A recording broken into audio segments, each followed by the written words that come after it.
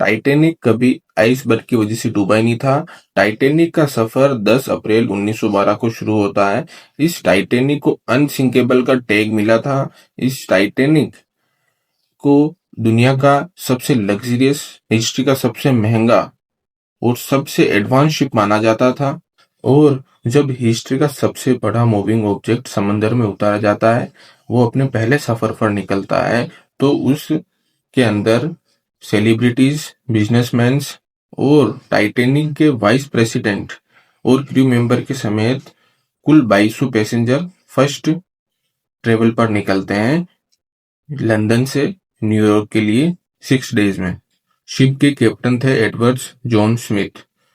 और फिर सफर चलता है 2 दिन, कुछ नहीं होता है, नॉर्मल डेज होते हैं 2 दिन। और थर्ड डे को एक रेडियो सिग्नल मिलता है जिसमें कि अलर्ट होता है कि आगे आइसबर्ग है, तो अपनी स्पीड स्लो कर दो और शिप की डायरेक्शन थोड़ी डाइवर्ट कर दो।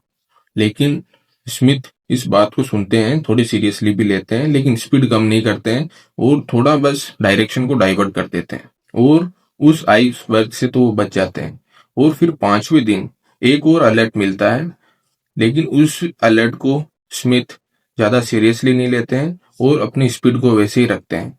और उस दिन कुल 6 अलर्ट और मिलते हैं, लेकिन स्मिथ किसी की बात को ध्यान में नहीं रखते हैं, अलर्ट को नजरअंदाज करके अपनी स्पीड को बनाए रखते हैं।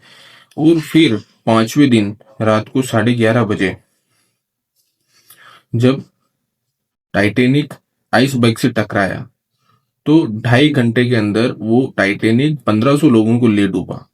और उसके अंदर खुद जहाज के कैप्टन एडवर्ड जेम्स स्मिथ भी थे और इनको उस पूरे इंसिडेंट का ऑफिशियल कल्प्रिट भी माना गया।